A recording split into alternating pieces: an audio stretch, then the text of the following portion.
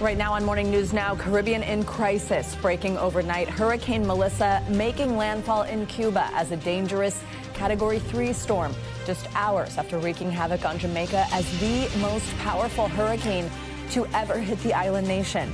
Now entire neighborhoods left underwater and without power. We've got the latest as we track Melissa's path, plus how the hurricane could impact us here at home. Also this morning, President Trump talking trade in South Korea for the final leg of his Asia tour and taking shots at Fed Chair Jerome Powell ahead of another interest rate cut expected to be announced today. We're in an economic revolution in America, despite the fact that we have an incompetent head of the Fed. He's incompetent. I call him Jerome Too Late. He's always too late. All this as the president prepares to meet with Chinese President Xi Jinping to ease tariff tensions. And on Capitol Hill, the government shutdown now dragging into day 28 and counting as more federal workers lose out on pay. We'll bring you updates from Asia to Washington. Plus, signs of a shift in the modern workplace. Retail giant Amazon slashing thousands of jobs as the company leans into artificial intelligence. More on the move that points to big changes across all industries. And we're feeling golden this morning because the Milan Cortina Winter Olympics are now just 100 days away. We'll have all the excitement here in the U.S.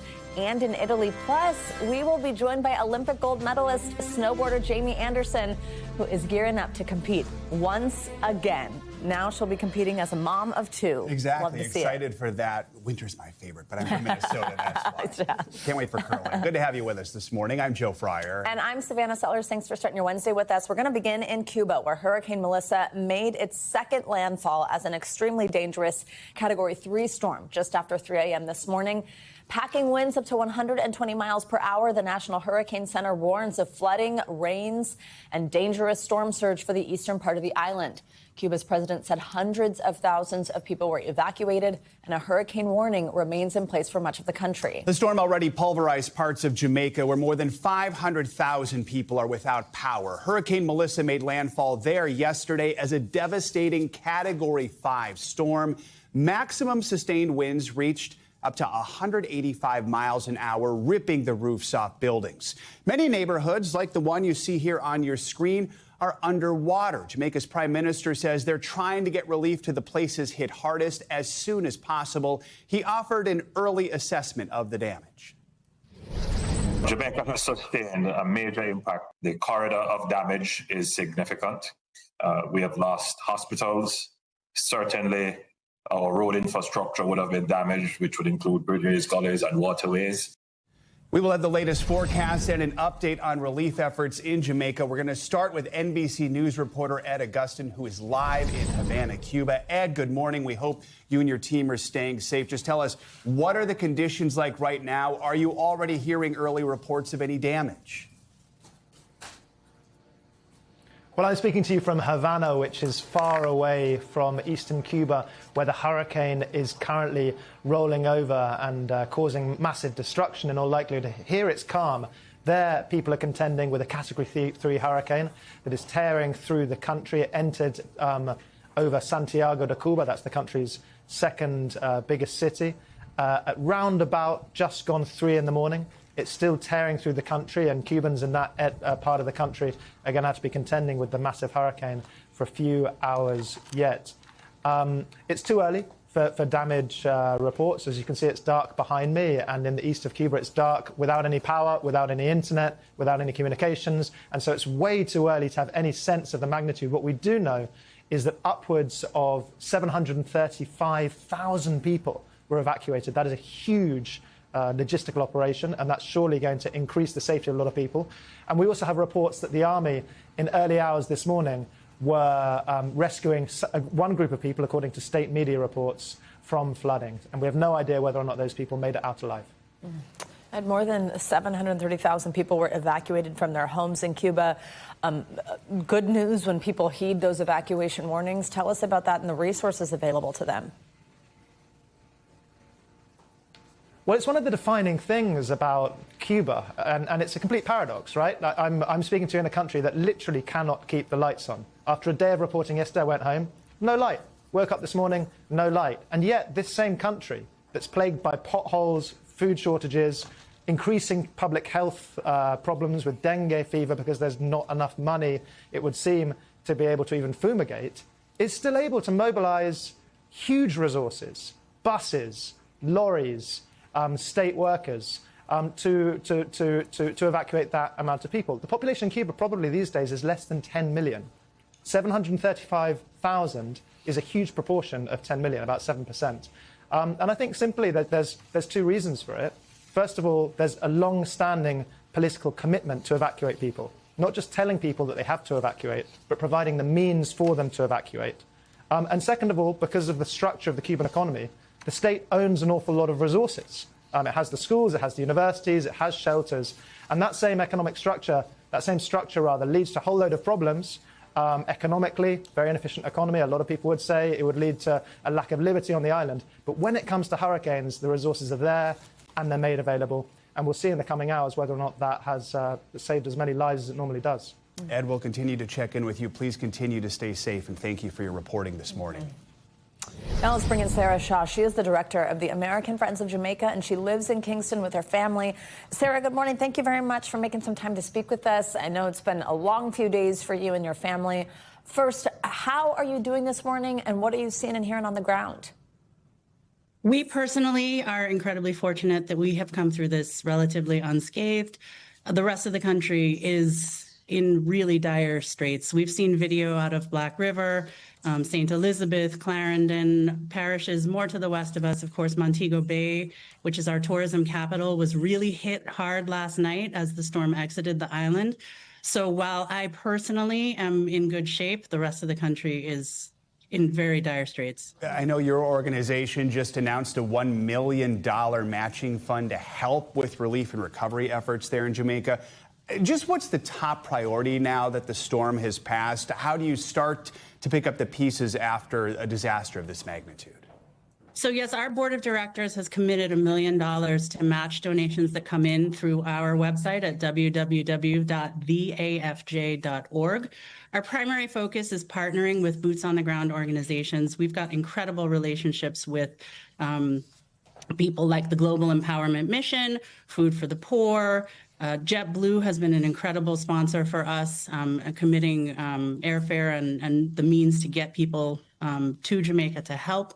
San Marina Foundation has stepped up, as well as Dennis Shipping, which is a local New York organization. So the primary focus for us is to empower folks who are down here, who are on the ground, they know what's going on, to get them the resources they need to deliver resources to people that are left without.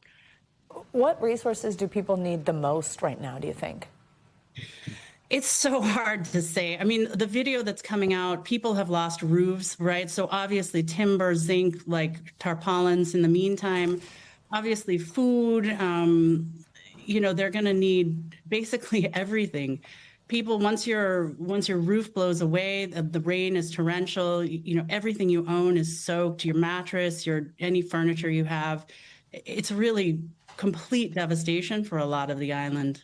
Meteorologists have said this is the most powerful hurricane of this season, and we know it's the most powerful to ever hit Jamaica. The last storm to hit Jamaica this hard caused nearly $10 billion in damage. Obviously, it's early right now, but based on what you're hearing, how long do you think it will be before we even start to get a clear picture of the damage? Well, you know, one thing about Jamaicans, we are a resilient people. We are born from struggle, and the spirit of the people here is just indomitable. I have no doubt that the country is going to pull together. People have an incredible sense of community. Everybody, you know, will pull together for each other. And we're also confident that Jamaicans and friends of Jamaica in the diaspora will come together and help however we can. That said, you know, this storm has hit on the shoulder of our high season for tourism. It's hit our tourism capital. You know, this is going to be a very, very difficult path to recovery. But when you look at Beryl a year on, I guess we're a year and a half on, there's been incredible progress. You know, places on the South Coast, you wouldn't even know that it happened. So I'm confident that the country is going to come together and respond in short order. Really quickly, what can people do if they're watching right now and they want to help with relief efforts? So obviously for us, the priority is to amass the funds. We'd love to be able to match that full $1 million. People can donate at www.theafj.org. There are also a number of other trusted, charities and response agencies that are doing work on the ground. That's a great place for money as well. I think in the immediate aftermath of any disaster, money is really what's needed. Supplies, things like that can come later, but right now we're staging an airlift to arrive in Jamaica, hopefully this week as soon as the airport's open. I think I heard this morning that might be tomorrow. So cash is king, supplies are great. Please keep us in your thoughts, root for us, come visit us, and we're sending one love from Jamaica. All right, Sarah Shaw, we've heard a lot about how great that community is over the past 24 hours. Thank you very much for joining us this morning, and we're thinking about you and your family. Thanks. All right, NBC meteorologist Angie Lastman joins us now with the latest on Melissa's path. Hi, Angie. Good morning. Hi, guys. Good morning. Still going to be looking at impacts from Melissa here for at least the next couple of days in other locations, of course. We've still got these hurricane warnings, tropical storm warnings in effect across parts of the Caribbean, but specifically making that second landfall around 3 o'clock this morning in eastern Cuba. It's still maintaining Category 3 strength. So even still, after dealing with the terrain of Jamaica, now dealing with the terrain of Cuba, I likely think we'll be talking about a Cat 3, Cat 2 here, maybe some weakening in some locations. You can kind of see that eye isn't quite as defined because it is interacting with the land of Cuba. Now, we've got it moving northeast at 12 miles per hour and still 115 mile per hour winds associated with this system. Likely Cat 3, maybe Cat 2 here as we get later into the day. It'll start to pull away from Cuba, and they'll see much of that rain kind of shift over parts of the Bahamas and Turks and Caicos. But between now and then, we'll pick up some really ample amounts, anywhere from 5 to 10 inches of rain across that region. We'll see the storm surge be a potential for folks in the Bahamas as well as Turks and Caicos. And then by the time we get into Thursday, early morning hours, we're going to start to see this system off kind of in the distance for folks across the Caribbean. But we're not done looking at potential impacts. We're still going to see the plan be for Bermuda to see some kind of impacts. We'll see it kind of cross near into the region of that island here as we get into tomorrow evening. Meanwhile, we've got a whole lot of tropical moisture that's going to kind of feed into this system that's working across the eastern United States. So they're not connected with Melissa per se, but it is giving it a whole lot of moisture. So it's going to be a soggy one for folks across that region. Just heads up for tomorrow. By the time we get into Friday, we'll see that northeastern storm kind of work its way into Canada and depart. And Melissa will become post-tropical, and we will be kind of wrapping up talking about Melissa. But between now and then, some really impressive rainfall amounts. This was, of course, a big story with what folks were dealing with in Jamaica, guys. We've still got additional rainfall that we're expecting across Cuba, the Bahamas, Turks and Caicos, and eventually Bermuda. So far from done, but improvements for folks in Jamaica for sure. So many places impacted by this hurricane. Really something. Thanks, Thank Angie. you. Appreciate it. Let's get to some other news now. President Trump is continuing his tour of Asia. He arrived in South Korea overnight ahead of tomorrow's high-stakes meeting with China's President Xi. The president spoke earlier at the Asia-Pacific Economic Cooperation Summit before being awarded South Korea's highest honor. But the visit comes a day after North Korea carried out another cruise missile test. NBC News international correspondent Janice Mackey-Frayer joins us now from the South Korean capital of Seoul. So, Janice, first of all, talk to us about the president's visit to South Korea, his meetings with President Lee. What was discussed, and why was he given this honor? Well, a trade deal, a gold crown, and protesters have all headlined President Trump's visit to South Korea so far. He arrived earlier today and told regional leaders and CEOs attending APEC that a trade deal with South Korea will be finalized very soon.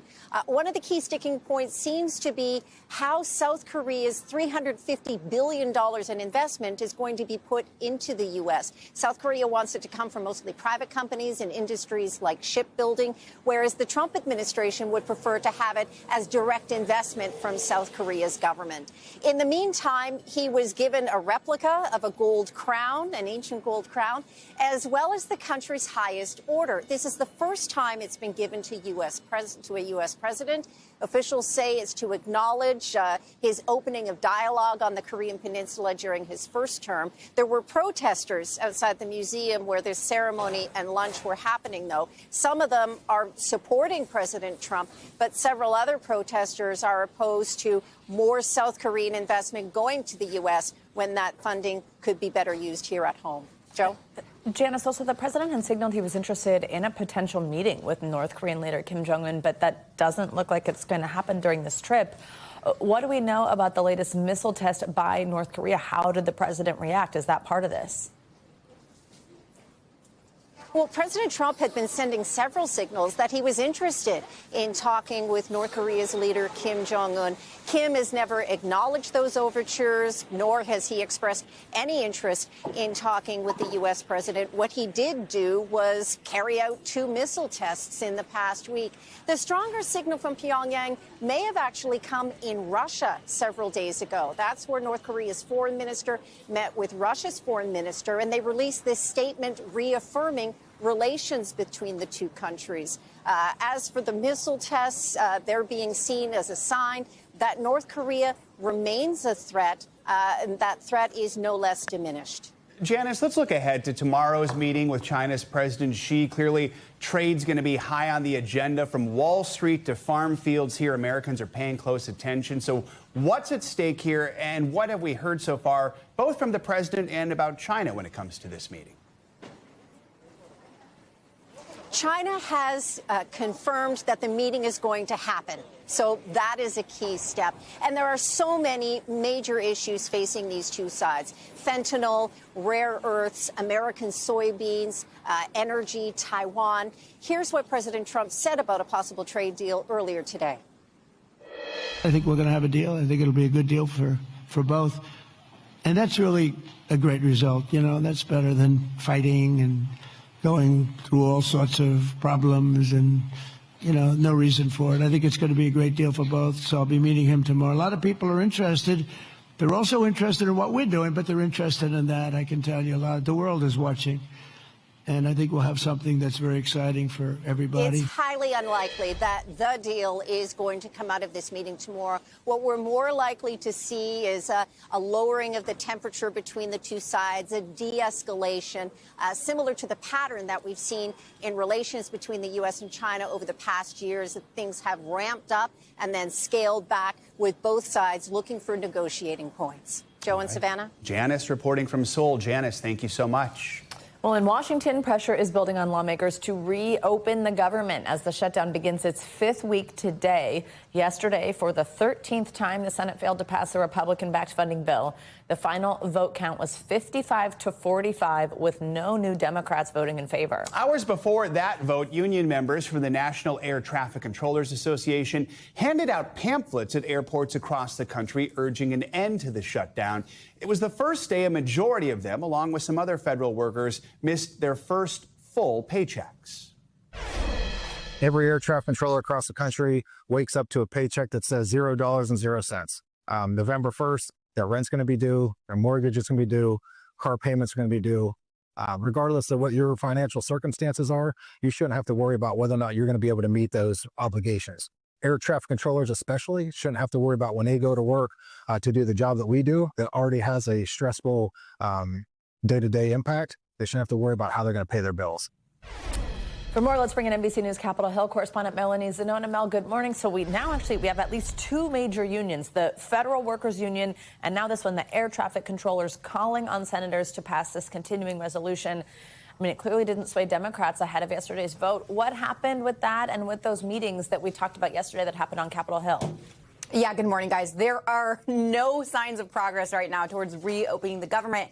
And in fact, most of the conversations on Capitol Hill right now are about whether and how to address certain pain points, like re-upping SNAP, which is set to expire at the end of this week, or paying certain groups of federal workers, like air traffic controllers. Now, initially, the GOP leadership was planning to put some of those standalone bills on the floor this week to address some of those pain points. But after hearing from Vice President J.D. Vance yesterday during their Senate lunch, they're not walking away from that strategy. And the reason is because Vance communicated to that group of Senate Republicans that the White House believes those bills would alleviate too much pressure on Democrats to come to the table. However, I did ask Vance following that meeting whether the troops are still going to get paid on Friday. Here's what he had to say. We believe that we can continue to pay the troops on Friday. Unfortunately, we're not going to be able to pay everybody because we've been handed a very bad hand by the Democrats. This is one of the reasons why you've seen some layoffs in the federal workforce. We do think that we can continue paying the troops, at least for now, but we've got food stamp benefits that are set to run out in a week. We're trying to keep as much open as possible. We just need the Democrats to actually help us out a little. Meanwhile, Democrats are still holding firm in their position, and this is despite the fact that they are facing new pressure from union groups to fold, abandon their position. Union groups, of course, typically strong allies of the Democratic Party, so no signs of movement as of right now. Mal, the vice president mentioned food stamps, SNAP program there. We know Democratic leaders from several states filed a lawsuit against the Trump administration yesterday over plans to withhold food aid under the SNAP program. Those benefits, again, they'd expire on Saturday. As many as 42 million people rely on them, desperately need those funds. What are Democrats arguing in this lawsuit?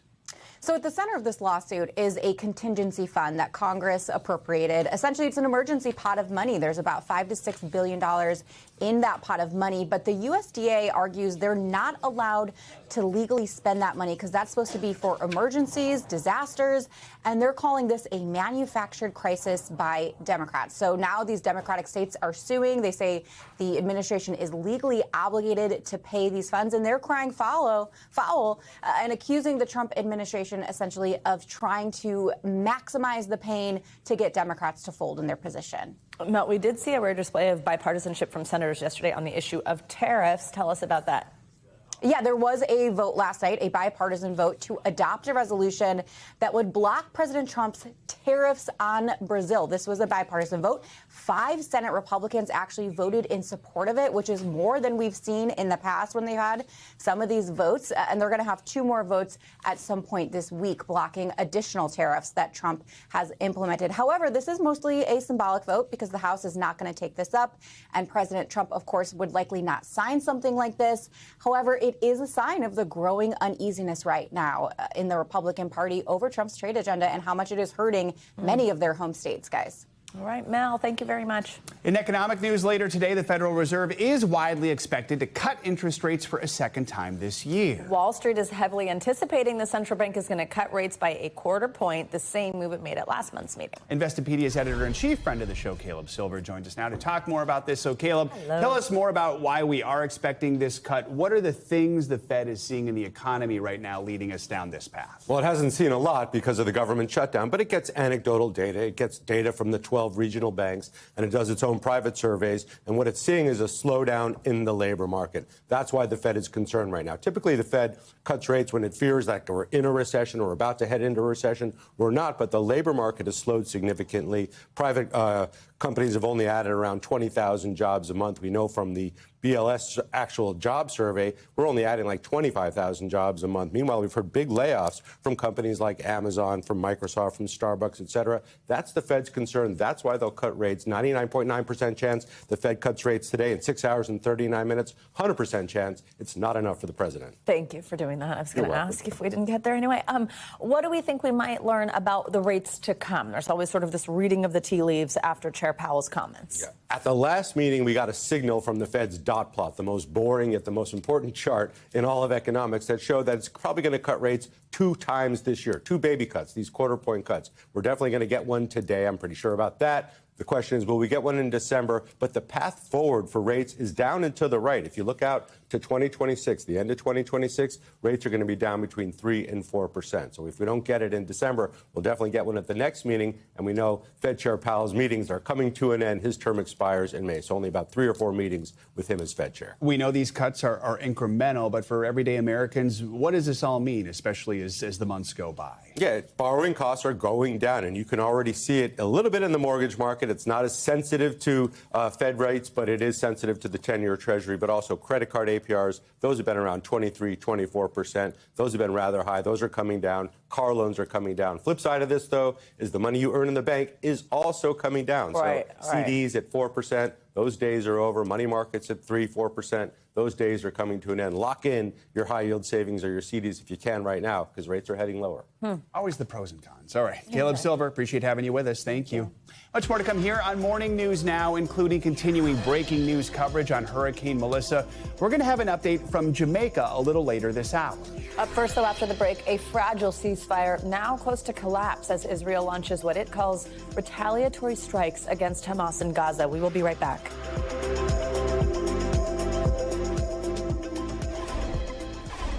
We're back now at the latest in the Middle East. This morning, there are new concerns over that brittle ceasefire, which now appears to be on the brink of falling apart. Yesterday, Israel launched retaliatory strikes inside Gaza after it says Hamas violated the peace agreement. NBC News international correspondent Matt Bradley reports from Israel. A ceasefire under pressure.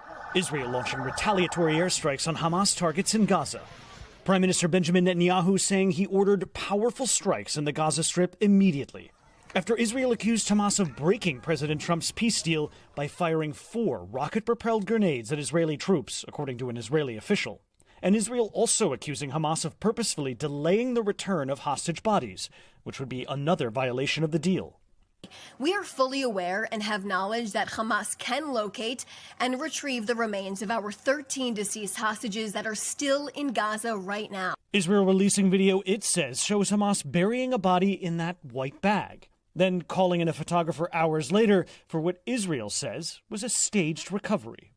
Israel identifying the partial remains as belonging to Ophir Sarfati, whose body the Israelis said they had already recovered 2 years ago.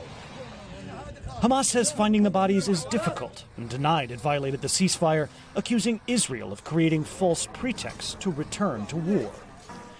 But it comes after President Trump warned Hamas to abide by the agreement, including disarming, after videos showed Hamas conducting public executions. We made a deal with Hamas that, they're going to be very good, they're going to behave, they're going to be nice, and if they're not, we're going to go and we're going to eradicate them if we have to. They'll be eradicated. And our thanks to Matt Bradley for that report, something we'll be keeping an eye on this morning, and we'll dig into more in our next hour. Well, in Virginia, the trial in a $40 million lawsuit has begun over the shocking case where a first-grade teacher was shot by her own 6-year-old student back in 2023. The jury heard emotional testimony from fellow educators who say warning signs were ignored. NBC News national correspondent Stephanie Gosk has the latest. A violent day at Rich Neck Elementary School described in Virginia civil court in vivid detail. Bang! Everybody nearby hears the sound of a gunshot. The bullet hit first-grade teacher Abigail Werner in the hand and chest in 2023. The gun was fired by her own 6-year-old student. I knew that she had been shot because there was blood on the floor. Fellow teacher Amy Kovac says she restrained the first grader right after he fired the gun. I put him in between my legs, put my arms around him. It was the start of a $40 million civil trial against the former assistant principal, Dr. Ebony Parker, accused of ignoring the warnings that day. Kovac using initials to refer to the minors. 2 little girls came out of Abby's room to the doorway while I was still in the hall and told me that JT had a gun in his bag. Kovac testified she repeatedly told Dr. Parker. How many times did you tell Dr. Parker that 3 you were times. concerned that JT might have a gun? 3 times. Another teacher says she reported the same thing after speaking to a different student. I was convinced that there was a gun after I spoke with R after recess. The defense suggesting there was a collective failure. Everyone must exercise their independent judgment and discretion. But ultimately telling the jury the shooting couldn't have been predicted. No one could have imagined that a 6-year-old first grade student would bring a firearm into an elementary school. The former assistant principal is also facing criminal charges, 8 counts of child negligence. We reached out to her attorney for comment and did not hear back. As for the mom, she is in prison. She was convicted on both federal gun charges and child negligence in state court, and she's serving time on that charge. As for the child, he is with his great-grandfather. Back to you. All right, Steph, thank you. Well, coming up, Jamaica in ruins after what is now the most powerful hurricane to ever hit the island nation. We'll take you there for more on the devastation and the recovery ahead. And walk it out. The new research that shows taking a long walk could have big health benefits. Your weekly checkup is next here on Morning News Now.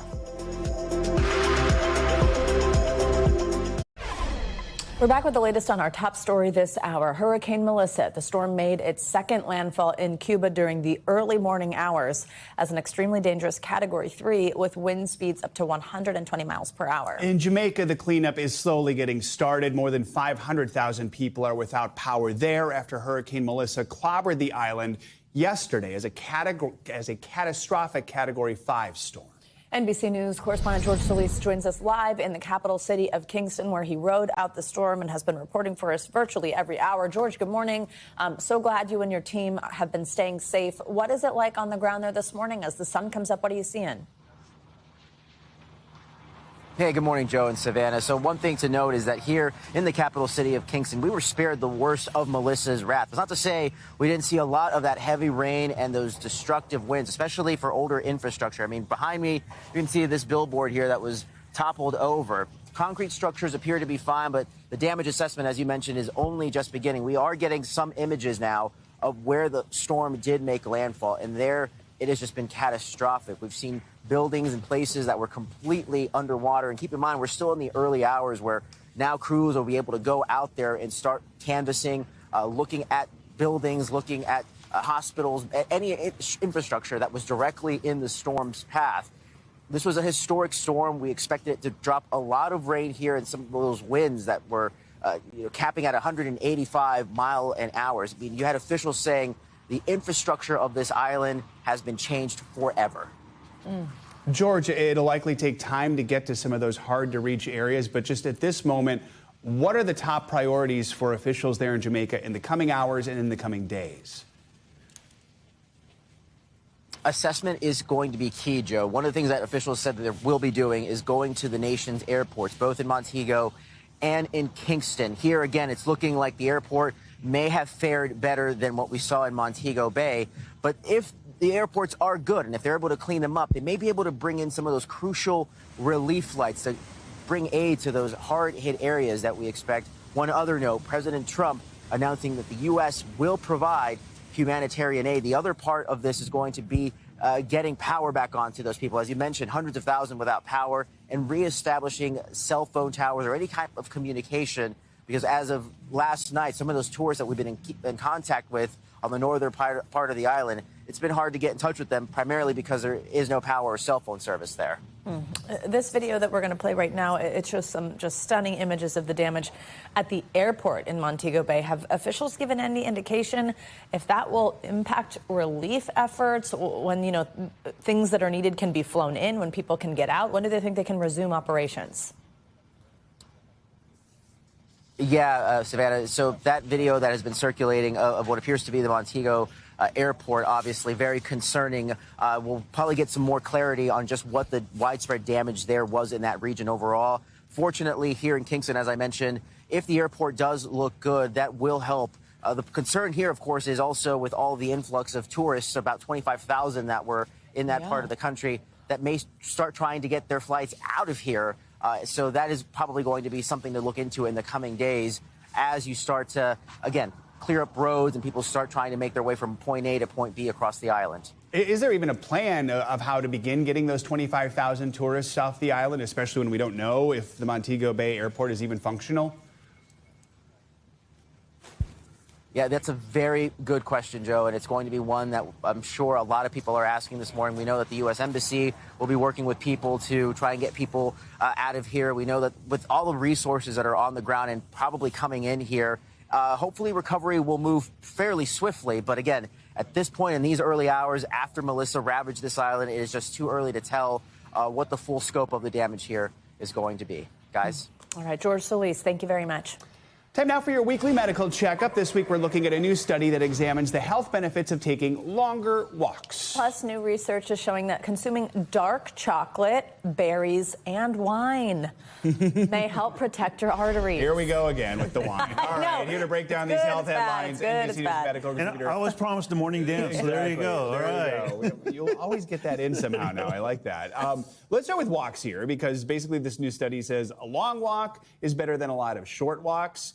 Tell us more about this and what is a long walk. Exactly, and that's what they were saying, that, throughout the day we talked about keeping active, and we talked about doing multiple things throughout the day, and it would add up over time. Well, this study went and looked at that and said, does it really add up, or do we want to do things in one bout if we can? And what they found out in this case, but again, there's some very specific criteria here, is they looked at the average age about 62. They followed around 33,000 people, and they followed them for 9.5 years. They found out early on how much they walked. They did it 4 different segments: 0 to 5 minutes, 5 to 10 minutes, 10 to 15 minutes, or 15 minutes or more. And those that were in that 15 minutes or more group who walked in one bout of 15 minutes or more, they ended up having less chance of dying over that 9.5-year period. Oh, wow. And so, again, it looked pretty amazing. But what are doctor's orders here? Well, doctor's orders are, number one, optimize your steps. Whether you do it in one bout, whether you do it in multiple bouts, I don't care. This was a very specific audience that they did the study on, but for the rest of us, you get out there and move. That's the main thing. And if you have issues, if you have concerns, see your doctor and then just start walking. I often tell my patients, start off with one block and then just keep adding blocks as you can, and eventually you'll be walking a mile and running a marathon. So the long walk was basically 15 minutes plus. 15 minutes plus Okay, is what they consider a long. long walk. No. And they said just basically get up from your desk, walk around for 15 minutes. And they think when you do that 15 minutes, it actually does something to your body where your temperature goes up a little bit and you're able to get more of that fitness benefit. To really get going. Exactly. All right, cool. That's not even. Okay, this new study that we want to talk about next is how changing your diet could help manage IBS symptoms if you have it. What is the diet that we're talking about? Yeah, it's the Mediterranean diet. And no, you don't say. I know, surprise. What we used to say is that, some of these things in the Mediterranean diet, legumes, fruits, vegetables, they might not be the best thing for IBS because they might flare up symptoms. Well, they found out when they looked at the Mediterranean diet, all those combined, not individually, but combined, actually reduced IBS symptoms. And they think the reason it's doing that is because it might be changing the microbiomes in your intestine, in your gut, that could help with your irritable bowel syndrome. And so they're saying this is a healthy diet. You want to try and stick to that as best you can. And you also want to avoid those fat and spicy foods. So what are the doctor's orders here? Basically, go ahead, know your body, know what foods and how they react to you. Try different combinations, but start off small when you try those things. All right, let's get into this one we were talking about here. So we're talking about foods that are rich in flavonols. So that is chocolate, that is berries. And it is wine, of course. So it could offset if you're sitting too much. I don't think this necessarily means eat chocolate while you're sitting at the office, or maybe it does. I don't know. But what can we take away? What they found out in the study was interesting. They gave people chocolate, especially the high cacao chocolate, the dark chocolate, and before they sat down a couple hours, and then they had them sit down for a while, and they looked at the blood vessels in their arms and their legs, and they found out normally when we sit down, the blood vessels aren't quite as reactive as they should be. They aren't quite as elastic, so blood can't flow as well. When they had those chocolates, that wine, those types of things with the high flavonoids, they found out that your blood vessels acted normally, like they normally do, and so it kind of offset that sitting down. Now, there's a few things and some doctor's orders here. First and foremost, you want to make sure, the best thing is to get up and move around. Yeah. And just move as much as you can during the day. Don't sit too much. But the other thing is, if you are doing this, watch that sugar intake. Yeah. Because there's some high sugar levels with those as well, calories. But that actually is a little check in the pro column for wine. It is. All right. And then we'll have negatives next week. Yeah, I know. Well, that's the thing. To be next week it's like 1 block, then it's 10 blocks. But, Dr. Torres, always good to have you with us. All right, coming up, we have cutbacks and layoffs and major changes in the workplace powered by artificial intelligence. We're going to have a long, I think, 5 to 10 years of watching roles, evolve under the pressure of AI. Up next, how AI technology is forcing businesses across all industries to adapt for better or for worse. This is Morning News Now.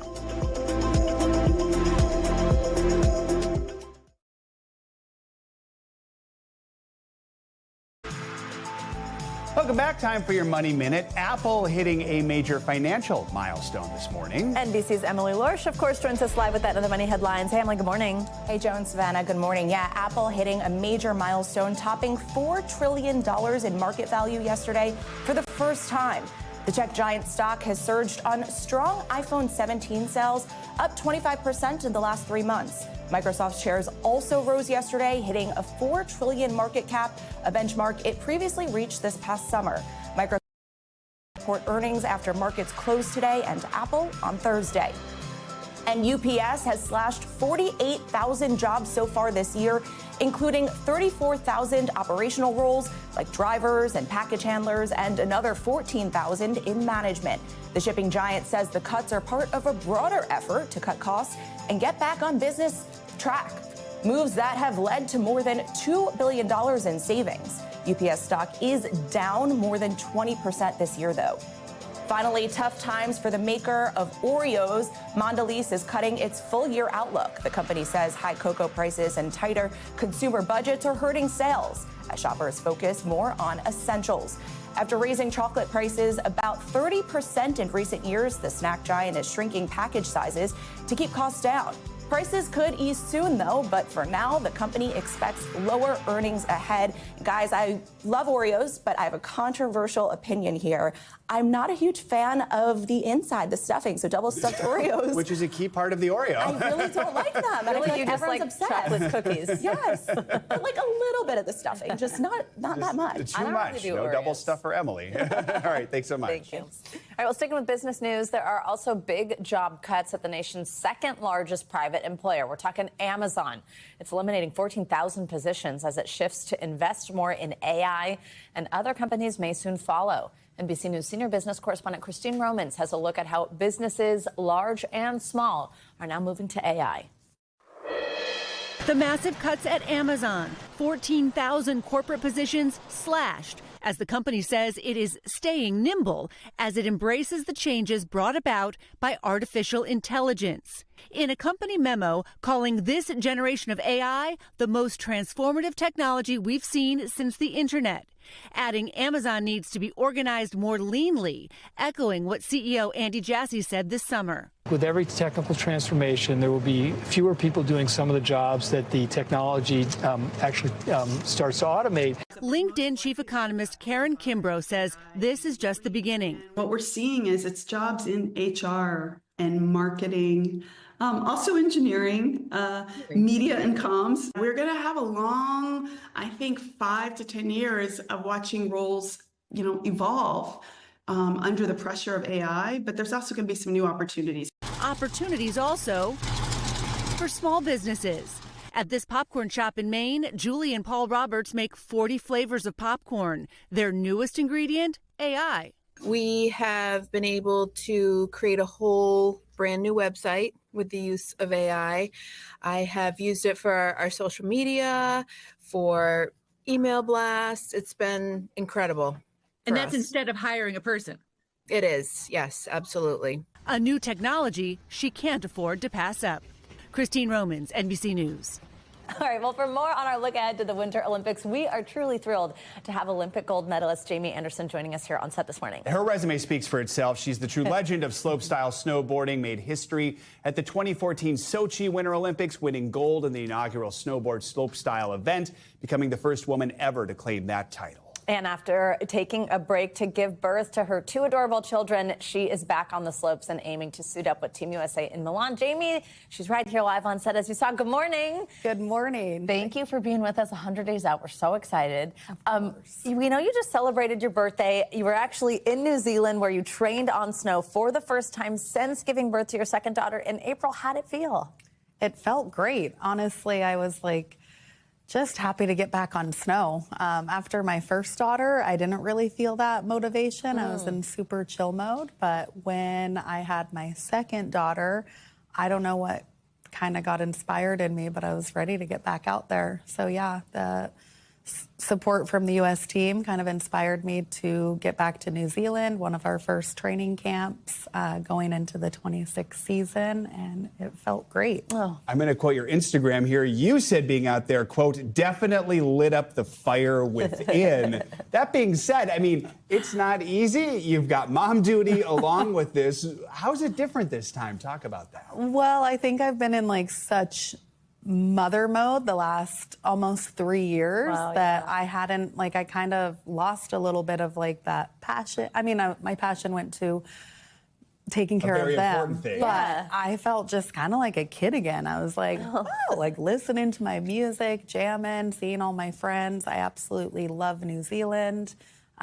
We're also kind of calling it Misty's Worldwide Playground Tour. We're hitting all the fun playgrounds wherever we go.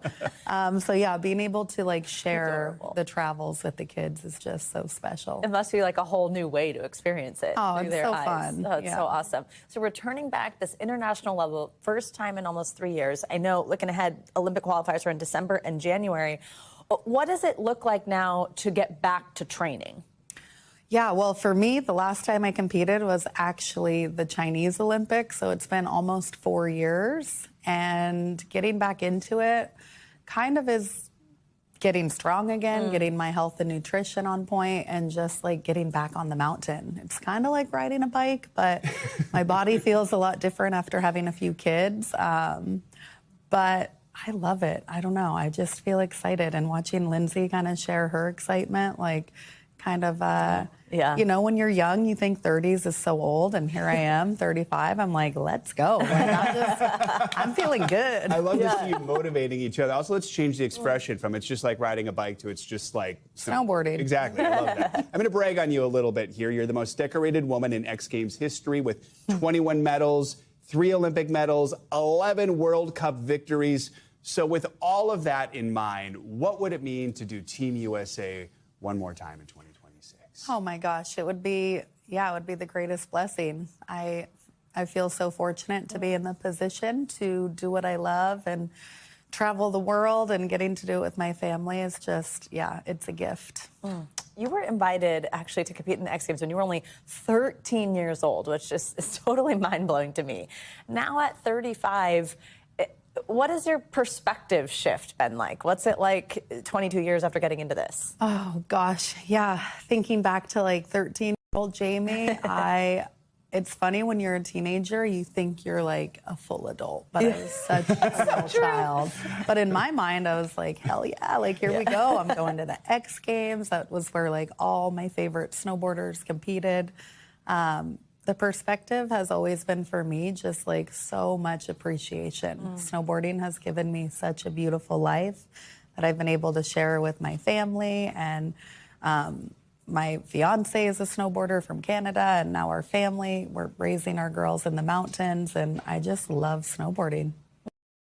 Left here, but what's your advice to the little girls out there who just look at you as a mentor and want to follow in your footsteps? I would say, number one, believe in yourself. And there's going to be challenges and setbacks, but keep your head up high and don't listen to all the noise, and just pursue, follow your heart.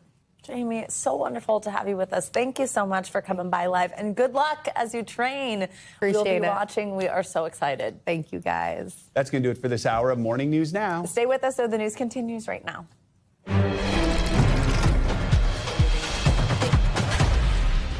Right now in Morning News Now, unrelenting Hurricane Melissa battering the Caribbean, trudging across Cuba this morning. It's bringing devastating rain and winds to the island nation just hours after making landfall in Jamaica as a brutal Category 5 storm, stranding locals and tourists alike. And it is not over yet. Our Angie Lastman is tracking where Melissa is moving next. Also this morning, a warm welcome abroad for President Trump, touching down in South Korea as part of a whirlwind trip to Asia. On the agenda, trade and tariffs, culminating with a high-stakes sit-down with China's President Xi. Back home, the government shutdown rolls on. Millions of Americans starting to feel the crunch. We're covering it all. We do have some welcome news for your wallet this morning. The Federal Reserve widely expected to slash interest rates later today. But it comes as major companies like Amazon and UPS lay off thousands of workers, where artificial intelligence plays into all the uncertainty. And we are just 100 days out from the next Olympic Winter Games.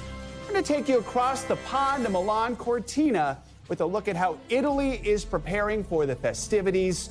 Plus, the Team USA greats hard at work training for their shot at gold in just a few months. And so many familiar names looking to return. Including Lindsey Vonn, looking like a supermodel. The legend from Minnesota. All right. That's right. Well, good morning. Thank you very much for being with us this Wednesday. I'm Savannah Sellers. I'm Joe Fryer. We're going to begin this hour with Hurricane Melissa wreaking havoc in the Caribbean. The storm is battering Cuba this morning with damaging winds and flooding rains after making landfall there earlier this morning. The National Hurricane Center is calling it an extremely dangerous storm and warned Cuban residents to remain sheltered. And meanwhile, people in Jamaica are waking up to scenes of devastation after Hurricane Melissa came ashore there yesterday as a Category 5 storm, bringing 185-mile-an-hour winds to the island. A hurricane warning remains in effect throughout the Caribbean as Hurricane Melissa is expected to move towards the Bahamas later today. NBC News correspondent George Solis is in Kingston, Jamaica, where he rode out the storm. He's got the latest. George, good morning.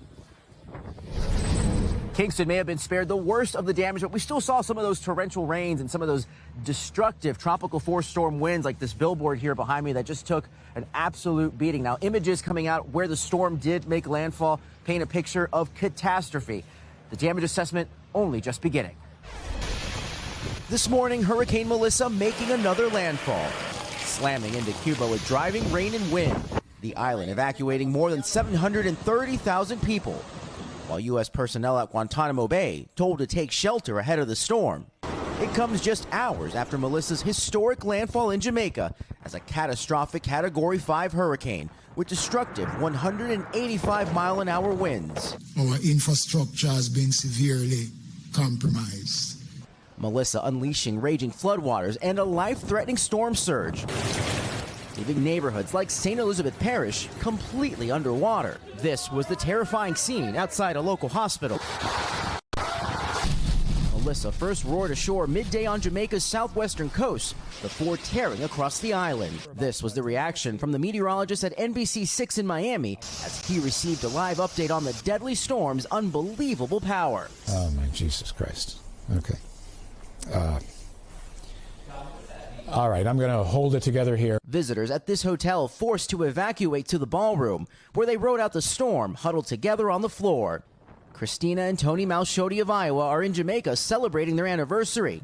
How scary has this ordeal been?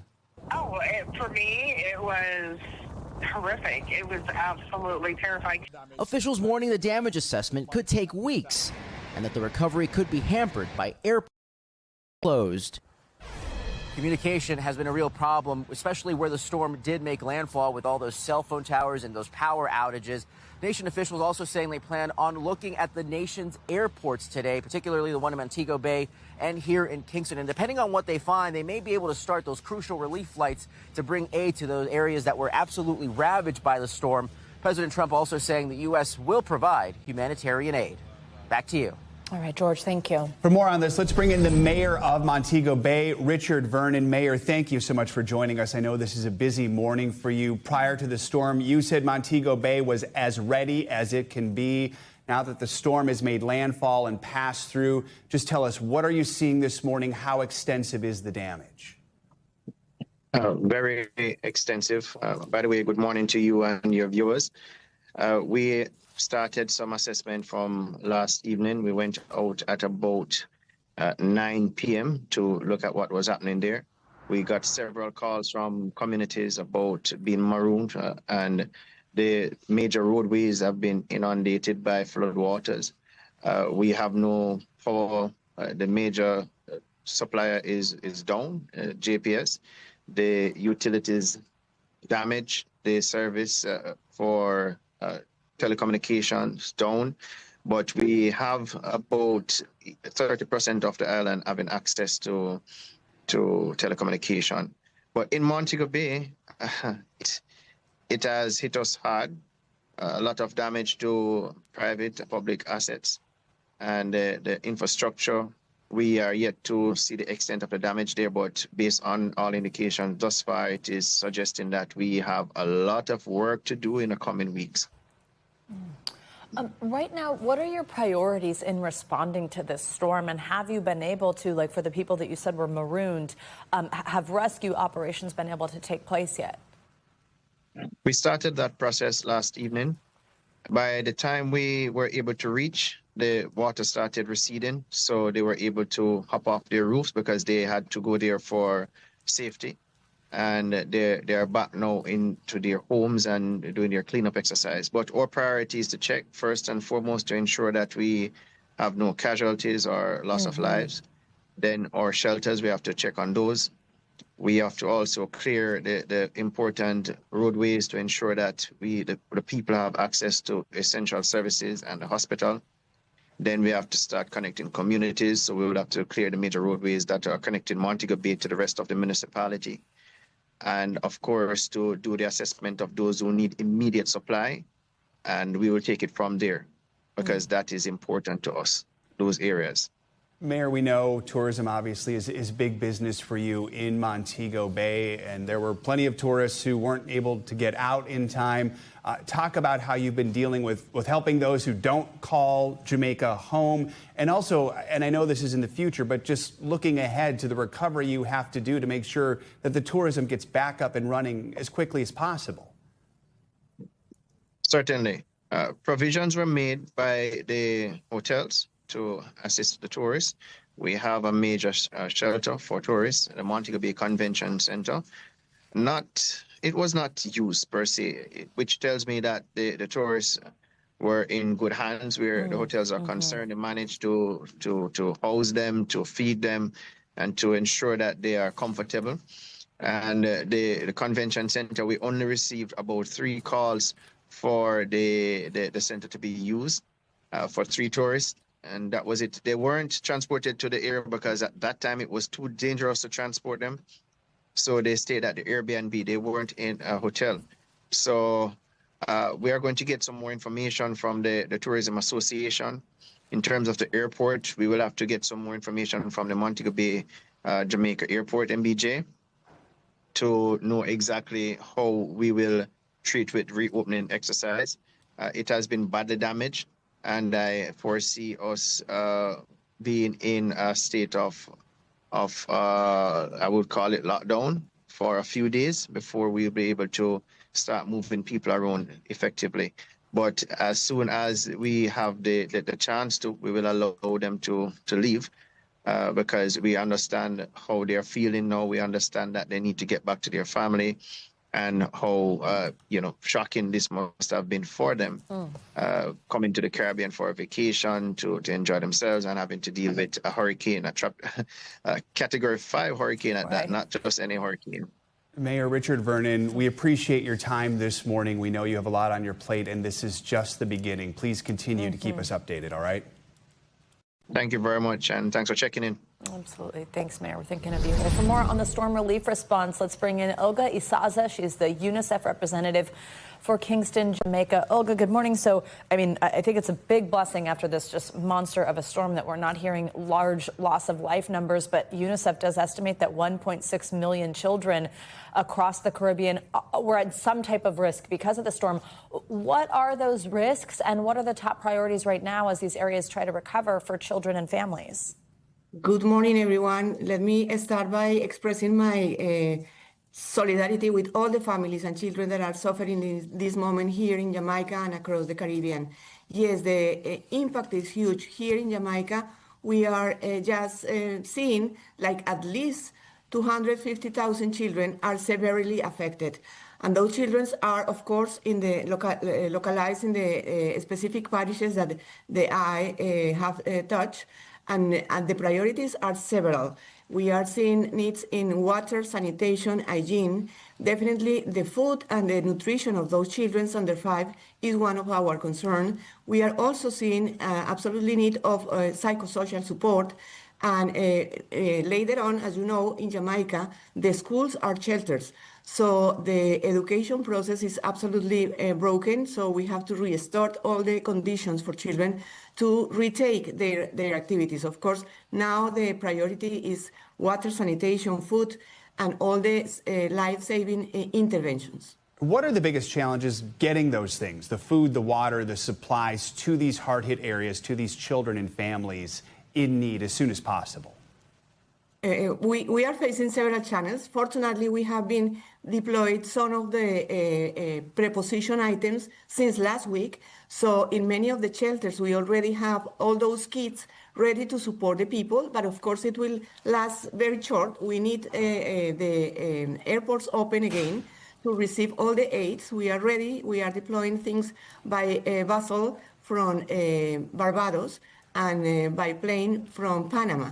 So we are just waiting to have the conditions ready to receive all those supplies to immediately support the people. I am leaving now to the countryside to understand and to see firsthand what is happening there, the different models that we have developed, combining speed of the wind and amount of water.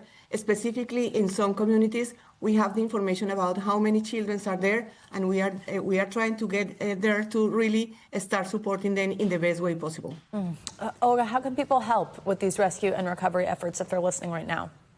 Thank you so much for this question. This is critical.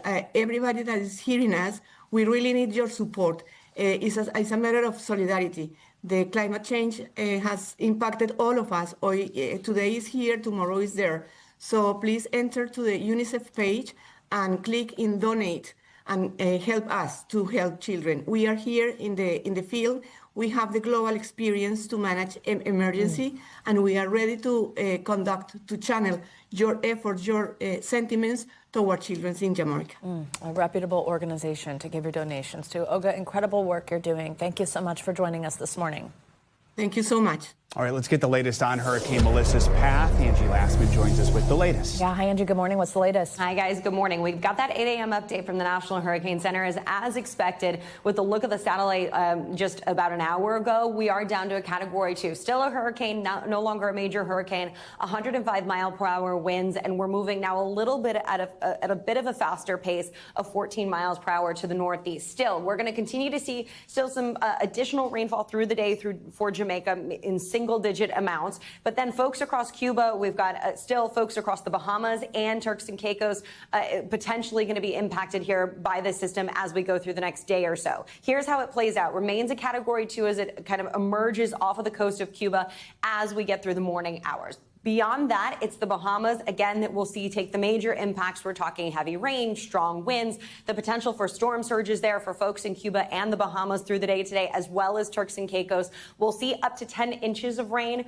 for our friends across this region, and then an additional up to 8 feet of storm surge for folks there as well. So we'll be watching that. Eventually, we're going to be talking about this system potentially impacting Bermuda as we get into the later parts of your Thursday. Meanwhile, we'll have kind of a mess of a forecast for folks trying to get any outdoor activities in across parts of the east as we get into Thursday. We'll see some soggy conditions from this other front, essentially, this system that's going to be dragging in some of this tropical moisture from Melissa, so kind of fueling plenty of that moisture across parts of the east coast. So that is something to note here as we get into tomorrow. By the time we get to Friday, that system departs into Canada. Melissa becomes post-tropical, and we'll kind of be looking at quieter conditions between now and then. Additional rainfall, though, specifically for Cuba, we're talking multiple more inches. By the time this is said and done, we could have double digits across this region. Of course, we know what it was like for Jamaica when it comes to the rainfall, and then the Bahamas additionally going to see some heavy rain. But Melissa, just incredibly record-breaking. This is just a list of some of the things that we've seen in the past 24 or 36 hours, and really since the system formed. Strongest hurricane at landfall. It ties for both the pressure and for the wind speed. We're also talking about world record for the driest eye. This system looked incredibly similar to typhoons, super typhoons that you see in the Pacific, guys. Strongest storm this late in the season. It maintained 36 plus hours of a Category 5, and only 4 other storms in the history of record keeping have ever done that. And the list goes on. I mean, it's just really been incredible to watch from a meteorological standpoint. I'm struck. Second most Category 5s this year? Season. This season, yeah. Wow, that's incredible. Incredible. And when you look at the numbers otherwise, we're kind of pretty average for the amount of storms that formed and then became major. But when it comes to Category 5, it's hard not to kind of attribute that. We've got some incredible rapid attribution studies coming out for climate change that just show the warm waters, the additional precipitation that we have, all of that is kind of interconnected with, of course, our changing climate and rapid intensification. And Melissa, I think, is a great example of that. It was fortunate that a lot of those, though, did not impact land. Yes, exactly. Yes, exactly. Which is why we didn't talk so much about so incredible. Yeah. Right. Angie, thank you so much. Chris. Well, President Trump arrived in South Korea overnight for the latest stop on his tour of Asia. The president met with South Korea's President Lee and was awarded the country's highest honor. The visit comes ahead of tomorrow's high-stakes summit with China's President Xi. NBC News senior White House correspondent Gabe Gutierrez joins us from South Korea. He's traveling with the president. Hi, Gabe. Good morning. Hi there, Savannah. Good morning, or should I say good evening from South Korea. You know, just a short time ago, President Trump was overheard at a dinner with world leaders saying that his highly anticipated meeting with Chinese President Xi tomorrow would last at least 3 hours. Now, world markets will be watching it very closely. And today, the president indicated that he may be willing to lower some of his tariffs. This morning, President Trump arriving in South Korea to a 21-gun salute, greeted with lavish gifts before diplomacy over dinner. We made our deal. We pretty much finalized a trade deal. It's the third stop of his whirlwind trip through Asia as he prepares for his high-stakes meeting with Chinese President Xi Jinping. A lot of problems are going to be solved. The meeting expected to focus on a string of punishing U.S. tariffs on Chinese imports. Overnight, the president saying he expects China will agree to once again buy soybeans from American farmers, and that he's willing to budge on at least one tariff in response to drugs coming into the U.S. I expect to be lowering that because I believe that they're going to help us with the fentanyl situation. Here in South Korea, Trump's tariffs have hit hard. We traveled to the port city Pohang, the heart of the country's steel industry, where the mayor told us the U.S.'s 50% tax on imported steel hurts all economies and raises prices for Americans. Would you say that the future of this city, that the survival of this city, depends on the tariffs on steel? The steel industry in our city will collapse, he says, and it's going to have a domino effect on other industries in the United States. Meanwhile, President Trump, who's repeatedly teased the possibility of running for a third term, now acknowledging it would be unconstitutional. If you read it, it's pretty clear. I'm not allowed to run. It's too bad. After House Speaker Mike Johnson said yesterday he did not think a constitutional amendment would pass. And I've talked about the constrictions of the Constitution, and he has a good time with that, trolling the Democrats whose hair is on fire about the very prospect. Also back in Washington, a White House official confirms to NBC News that the administration fired all 6 Biden-appointed members of the Commission of Fine Arts. That's the federal agency that would have reviewed the president's ballroom construction project as well as plans to build an arch along the Potomac River. Savannah and Joe. All right, Gabe, thank you. Safe travels. Across the country, air traffic controllers are making it clear the government shutdown is taking a toll on them. At airports from coast to coast, some travelers were greeted yesterday by picket lines. The National Air Traffic Controllers Association is now the second major union demanding the impasse in Washington come to an end. NBC News Chief Capitol Hill correspondent Ryan Nobles joins us with the latest from Washington. Ryan, good morning. Hey, Joe, good morning. And for weeks, since before this shutdown began, Democrats have pleaded with President Trump to start negotiations around health care. And last night, President Trump signaled that he's willing to have those talks, but he said they won't begin until Democrats vote to open the government. The clock is now ticking on relief for millions of Americans, with the federal food assistance program known as SNAP or food stamps set to pause in just days. President Trump asked about the stalemate overnight. Well, we're going to get it done. The Democrats have caused the problem on food stamps. While Democrats say they're holding firm on negotiations, wanting concessions from Republicans on health care. Meantime, states taking matters into their own hands. 25 states governed by Democrats are suing the Trump administration to keep the funds flowing, despite the government being shut down. In Florida, Cheyenne Hayworth is rationing food to feed her family for as long as possible. I'm only down to 1 pack of chicken, and I don't even know what I'm going to do for the next month. And as federal employees also worry about the future, overnight, a judge indefinitely barring the Trump administration from firing those employees during the shutdown, as the White House had signaled. But many still on leave or working without pay. An estimated 1.4 million federal workers are now missing paychecks, including the nation's air traffic controllers. The job that we do that already has a stressful day-to-day impact, they shouldn't have to worry about how they're going to pay their bills. The FAA reporting more than 3,000 flight delays, some due to controller shortages. All this as lawmakers on Capitol Hill continue to hold their ground, rejecting the idea of a piecemeal approach. Are you inclined to continue to put up these standalone bills that perhaps pay the military, to pay federal workers, to provide SNAP assistance? Or do you think it has to be done all in one fell swoop? But that's not the way to approach this. The way to approach this is to reopen the government. And continuing to blame each other for the lack of progress. The Republicans have the House, the Senate, the White House, the president's overseas. As far as I can tell, he has spent 1 hour negotiating with Democrats on this issue.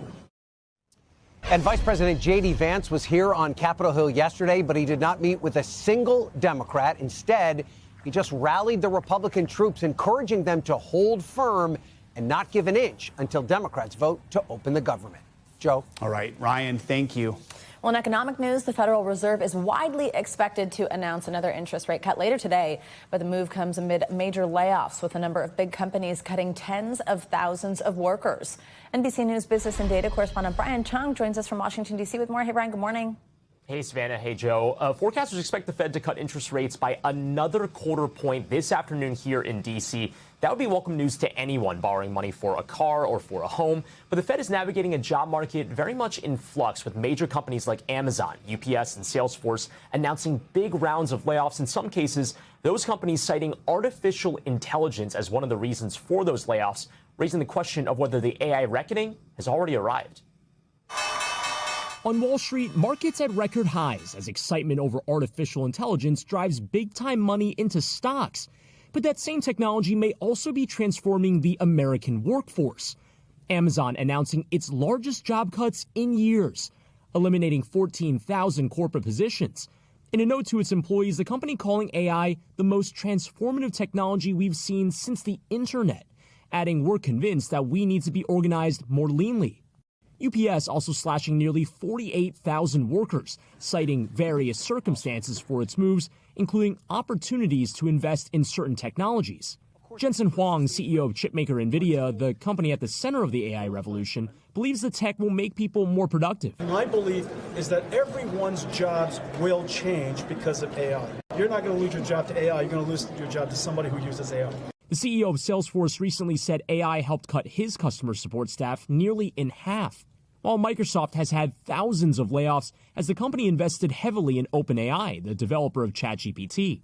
The company's co-founder Bill Gates speaking with CNBC about AI's influence. Although it hasn't been seen in large numbers, over the next several years, there will be some impact on the job market.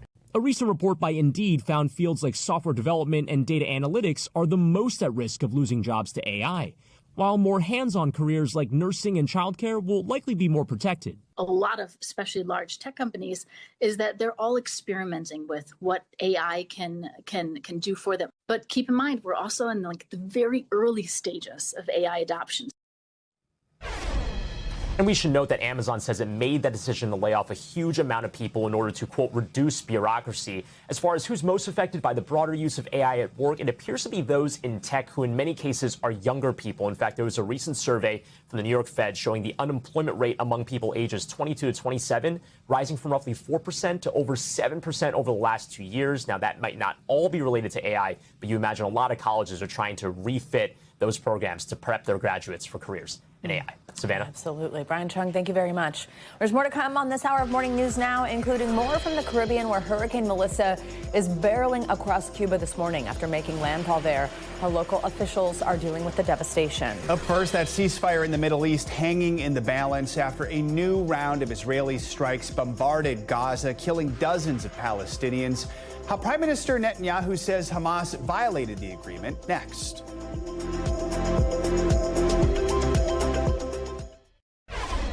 Back now at the latest in the Middle East, Israel says this morning that delicate ceasefire in the Gaza Strip is back on. Just last night, Prime Minister Benjamin Netanyahu ordered powerful strikes on the territory. Now, the Hamas-run Gaza Civil Defense Agency says at least 100 people, including children, were reportedly killed in the strikes. NBC News was not immediately able to independently verify that death toll. NBC News international correspondent Matt Bradley is in Tel Aviv with the latest. Matt, good morning. So first, just tell us more about what triggered these Israeli strikes and where things stand right now this morning. Yeah, well, it was really two complaints by the Israelis that led to what we saw over the past 24 hours. The first, the Israelis said that one of their soldiers had been killed in an attack by armed militants across the so-called yellow line, that militants fired RPGs, but it was a sniper that shot dead one of their young soldiers in the southern city of Rafah in the Gaza Strip. That and the fact that the Israelis have been saying over and over again that Hamas has been unwilling to surrender the bodies of 13 remaining hostages in the Gaza Strip. Those two issues combined led to a renewed assault and airstrikes by the Israelis across the Gaza Strip. All of that winding up this morning around 10 a.m. local time when we saw the Israelis announcing that they were done.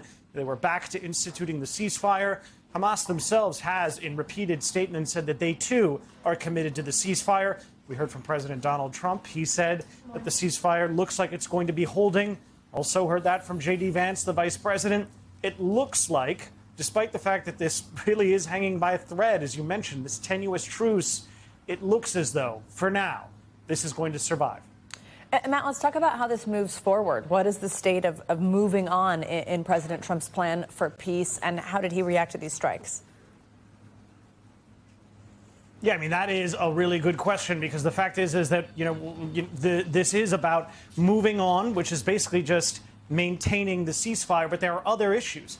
We're looking at phase 2 and phase 3 of this ceasefire beyond the point after which, supposedly, Hamas will have released those 13 dead bodies. Now, Hamas has said repeatedly they're going to struggle to find those bodies. But the fact is that Hamas had already telegraphed that to negotiators during the negotiating phase of this, saying that they were going to struggle to find these. Donald Trump has said repeatedly, and J.D. Vance, Marco Rubio, that they understand and acknowledge that Hamas is going to have trouble finding these. But at the moment, that will arrest any movement from the first phase to the second phase, which may be a good thing. Because the fact of the matter is that nobody has really negotiated the terms of a second phase, including Hamas's disarmament, post-war governance in the Gaza Strip, reconstruction, which would happen in the third phase, and all of these other issues that right now are, unknown territory. All right, Matt Bradley in Tel Aviv. Matt, thank you so much. Well, closer to home in Virginia, the trial of a first-grade teacher seeking justice with a $40 million civil lawsuit after being shot by her 6-year-old student is now in full swing. During testimony yesterday, lawyers for Abby Zwerner accused the school's former assistant principal of repeatedly ignoring warning signs that could have prevented the incident. NBC News national correspondent Stephanie Gosk is here with the latest on this trial. Steph, good morning. Good morning, guys. We heard opening statements as well as this chilling testimony from teachers and staff who were there the day of the shooting, some tearfully recounting how traumatic it was when they realized a 6-year-old boy shot his first-grade teacher in her classroom.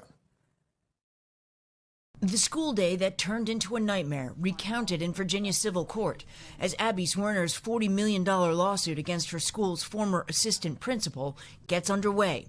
Zwerner, a first-grade teacher, almost lost her life when she was shot by her 6-year-old student in early 2023.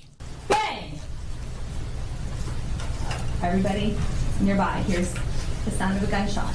Her former Rich Neck Elementary colleagues taking the stand one by one to recall the terrifying day. Another frantic lockdown was mentioned over the loudspeaker, and I knew something was not right. Several teachers testified they heard the 6-year-old student was carrying a gun and then raised the alarm with assistant principal Ebony Parker. 2 little girls came out of Abby's room to the doorway while I was still in the hall and told me had a gun in his bag. And did you tell Dr. Parker that? Yes. But fellow teacher Amy Kovac said Parker did not take action even after repeated warnings. How many times did you tell Dr. Parker that 3 you were times. Concerned that he might have a gun? 3 times. Zwerner sat down with Savannah 2 months after the shooting, saying warning signs were ignored. The morning it felt like just a regular school day, but I started hearing things and things started happening that made my fear grow. It was a pretty scary day.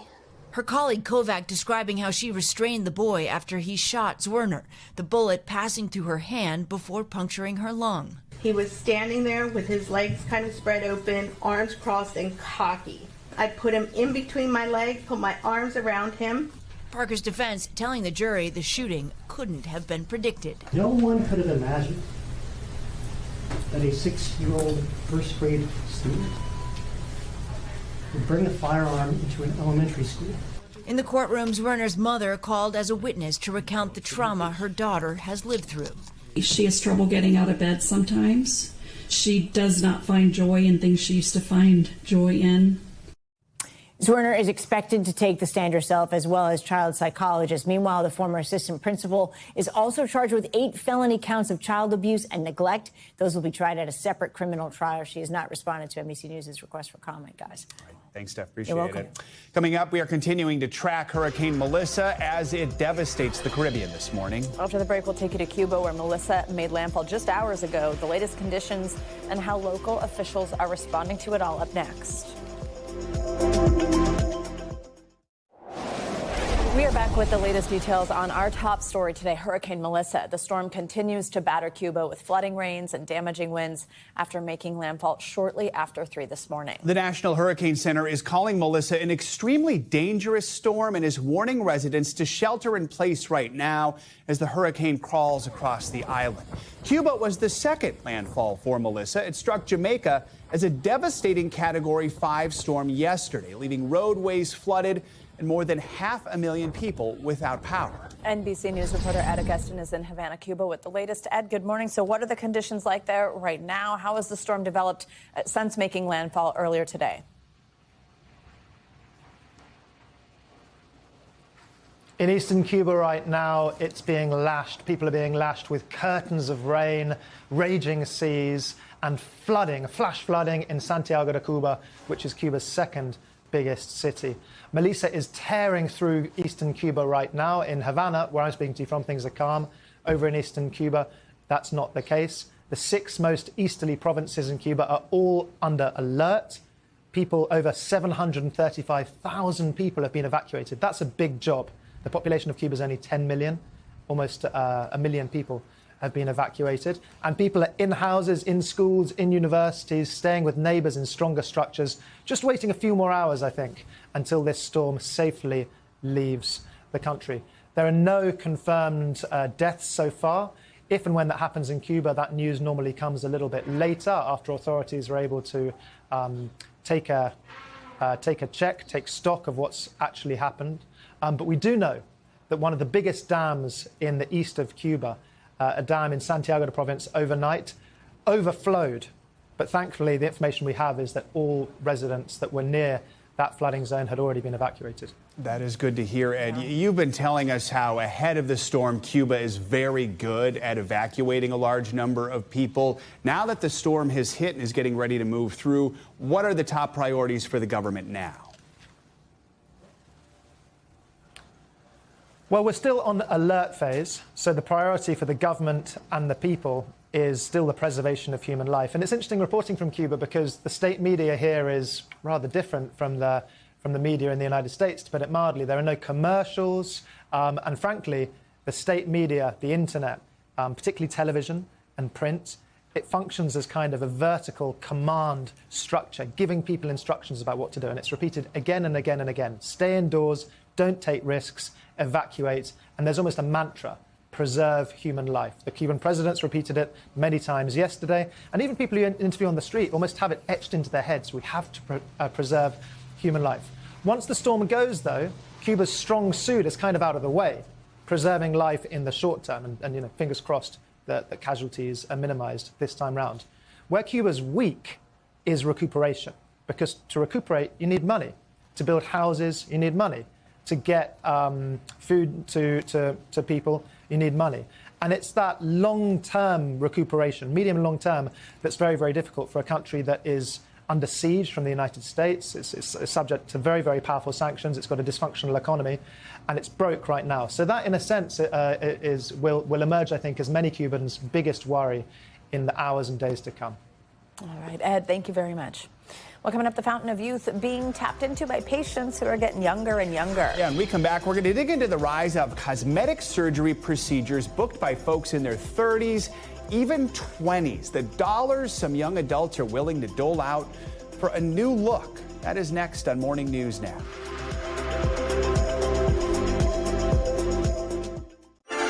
We're back with the countdown to the 2026 Milan Cortina Winter Olympics. Mark your calendars if you haven't already. The games are now 100 days away. This morning, we're looking at the final preparations before the world's best winter athletes take the spotlight in February. NBC News international correspondent Molly Hunter joins us now from Milano with more. Molly, good morning. Buongiorno to you guys from Milan. Of course, we are so excited. This city counting down 100 days, one of two host cities for the Milan Cortina 2026 Winter Olympics. I want to show you where we are, though. We are in the center of the city. Of course, that is the world famous Duomo. Tons of tourists lining up. There is a countdown clock over there, and we got a sneak peek inside one of the venues. Take a look. Across Milan this morning, the anticipation is growing. And with 100 days to go until the Olympic opening ceremony, preparations are ramping up. We got a behind-the-curtain look. Wow. At the long track speed skating arena here in Milan. Amazing. One of the few temporary venues being built from scratch. As you can see, the structure is already built. They're very carefully laying down an Olympic-ready track. These guys are putting a wooden ring, you can see piece by piece, but those tubes, that is for the ice. And starting tomorrow, a thin layer of ice is going to go right above there, about 2 inches thick. And it will be put to the test at the end of November. The ice condition is the first thing that we have to test. And the most important, right? Yeah, the most important. The venues span 8 cities and villages across northern Italy. Walk me through what we're going to see on February 6th. This concept of our games is so widespread, almost impossible to bring athletes from the mountains to the city for the ceremonies. And so we decided to have the athletes parade not only in Milan, which will be the main stage, but also, of course, in Cortina. Milan's opening ceremony will take place at San Siro Stadium. This is Milan's beautiful, iconic Arco della Pace, and for the first time, there will be 2 Olympic cauldrons lit simultaneously, one right here and one nearly 300 miles away in Cortina's central Piazza di Bona. The Cortina, they've built a brand new sliding center.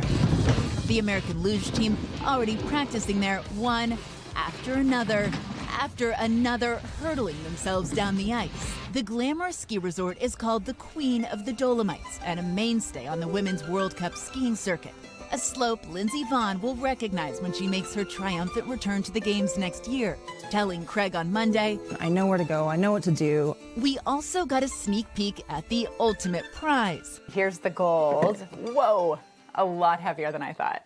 735 of these will be up for grabs next February as athletes from around the world go for the gold and, of course, take advantage of everything Italy has to offer. Joe, this has been really cool. That is probably as close to a gold medal as I will ever get. But we have been taking advantage this week. The pizza, the spritzes, the pasta, of course. We even got a sneak peek inside the Olympic Village, and we were asking about the menu. We want to know what's on the menu. They wouldn't be drawn to tell us specifics, but we are assured that there will definitely be some Italian classics on offer for the Olympic athletes. You can bet that. And I think we can safely say Molly. the medals are pizza-shaped, right? I mean, that's what that is, isn't it? That's a technical term. I should use that, Joe. Right. Thanks. Golden pizzas. You won a golden pizza. All right, Molly, thank you so much. Appreciate it. Let's get to your latest financial headlines now. Tech giant Nokia is seeing a bit of a bump on Wall Street this morning on the heels of a big billion-dollar backing. NBC's Emily Lorsch joins us with that and some other money headlines. Good morning. Hey, Savannah and Joe, good morning. Big news in tech this week. NVIDIA is taking a $1 billion stake in networking company Nokia. The news sending Nokia's shares soaring more than 20%. The two are teaming up to develop next-generation 6G technology and advanced tools for AI. The announcement comes as NVIDIA hosts its AI conference in Washington, D.C. this week for the first time. And Elon Musk is taking on Wikipedia, launching an early version of Grokopedia this week. It's an online encyclopedia with entries edited by his AI company, xAI. But it did have a bumpy start, with the website temporarily crashing before returning back online hours later. The web source currently has more than 800,000 articles, and while Musk claims it's an improved and less biased version of Wikipedia, the site commonly cites Wikipedia as a source. Finally, it seems many holiday shoppers aren't slowing down this year. A Gallup poll finds Americans plan to spend about $1,000 on gifts this season, roughly the same as last year. But there are some notable changes. Lower-income households say they are tightening their budgets, while higher earners plan to spend more. And guys, two numbers I was a bit surprised by. Only 86% of people are planning on buying presents, and 8% say they will spend actually nothing this holiday season. I think that's incredible.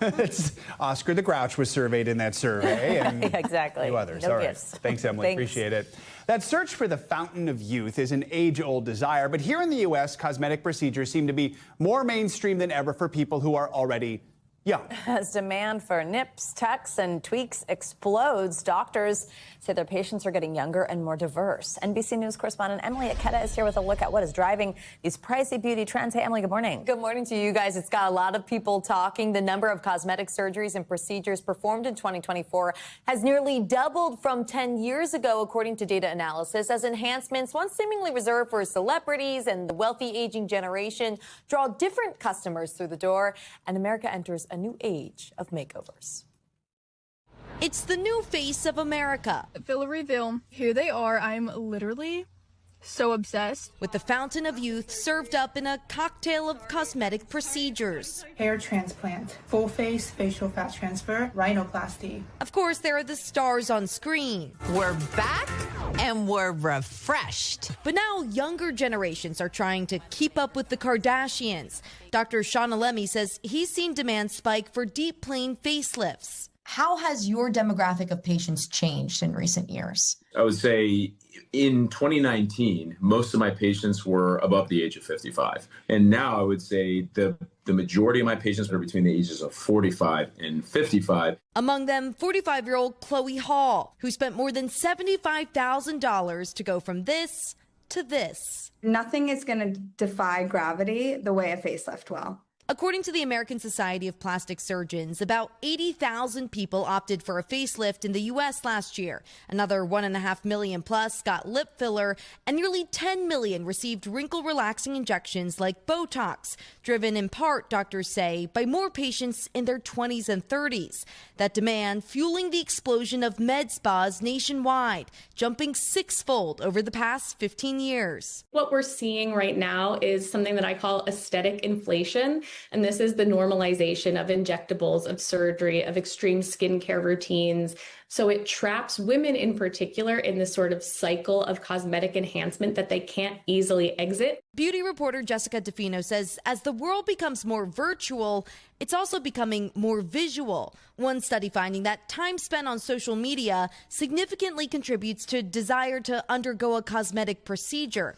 Another factor, the surge in weight loss drugs, and many patients looking to tighten or revise a thinner face. So it's just loose skin. And it's not just women getting work done. Dr. Babak Azizadeh says the number of men he sees has tripled as advancements have allowed for more subtle changes and faster recoveries. The wives are coming in, they're having surgery, and then all of a sudden I'm seeing the husbands on my consult list. And now all over social media, patients are sharing their experiences with mixed reviews. I ruined my lips with lip filler. My eyelids and my eyebrows look so symmetrical. I could cry. As this cosmetic boom shows no sign of fading. Now, experts caution against relying too heavily on social media for research, reminding people that cosmetic surgery is still surgery with real risks. So, of course, it's important to vet your doctor, the experience. I mean, for many of these surgeries, we're talking $20,000, $100,000 plus. So, wow. Yeah. Oh, yeah. Like there's a whole lot of reasons to do your Kris Jenner face. Hopefully we don't get to the point where people are doing it themselves. Remember the braces and all that? We'll be able to tell. Yeah, definitely. Exactly. All right, thanks, Emily. Coming up, hoop history being made on the courts of the WNBA. When Morning News Now returns, we're going one-on-one with the league's first head coach of Indian descent. She's now taking her talents from New York to Seattle. The Storm's Sonia Rahman joins us next. We are back now with an NBC News exclusive and history on the court for the WNBA. This morning, the Seattle Storm is officially naming Sonia Rahman as the team's new head coach. That makes Rahman the first person of Indian descent to become a head coach in WNBA history. She spent last year as an assistant with the New York Liberty. Now she's taking her talents to the Pacific Northwest, where she'll lead one of the most decorated teams in the league. And we are so excited to welcome Sonia Rahman to be here live with us in studio. Good morning and congratulations on the role. Good morning. Thank you, and thanks for having me. Absolutely. So you've already broken barriers because you were the first Indian American woman to be an assistant coach. Now you'll be head coach. What does this job mean to you? I'm so excited, and I think in terms of the barriers, I think it's awesome, just to have this opportunity to coach the game I love and, to be able to be a role model to that future generation. I have parents come up to me, talk to me about their sons and their daughters. So, just really excited to get going. As you know quite well, Seattle's won a few WNBA championships over the year. Huge fan base there. Do you feel a little bit of the pressure to carry on that winning legacy? Of course. I mean, that's good, right? You have that type of pressure because of all of the success that came before and the legacy of that franchise. It's part of what makes them so great. So, yeah, absolutely. Tell us about the team that you'll be leading. You have some real talent on the team. What's your plan for them? Well, we're going to start with just sort of getting to know all of them, build those relationships. As you said, it's a really, really talented group. Really invested ownership group and front office as well. So, starting there with those relationships and then starting to just lay that foundation for, just the sustained excellence going forward. We're going to get out there and try to compete every day and get better and really develop the players into their full potential. You've gone from the collegiate level to the professional level. Talk about your journey, what you've learned along the way that's made you a better coach with each and every stop on the way. Wow. Yeah, I mean, I've certainly been coaching for a long time. And I think personally, having that growth mindset, trying to get better as a coach every day for my players. I think that I've really learned that it does start with the development of the players, right? There's X's and O's, there's schemes, there's so many right ways to do things in basketball. So it's picking what fits your group the most, but it's much more about developing your players, developing the chemistry, developing the camaraderie, developing that resilience to handle the inevitable adversity that comes, within every season. So I think it's kind of learning to be better for my players in that way.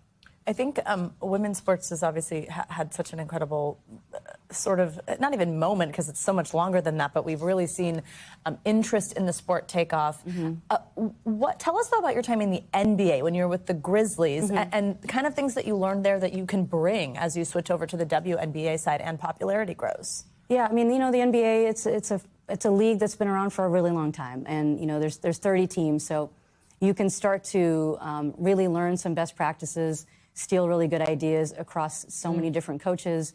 I think in my time there, I really studied in what we did with the Grizzlies, but I studied the other 29 opponents really carefully. So being able to steal the best of the best. And one of the things that I also noticed when I was there was how strong the interest is in the W. The players are following it. They have their favorite teams, they have their favorite players. They're arguing with each other about who's better, and so that interest is real. I think that people who really know the game understand the WNBA, and that is the greatest league in the world.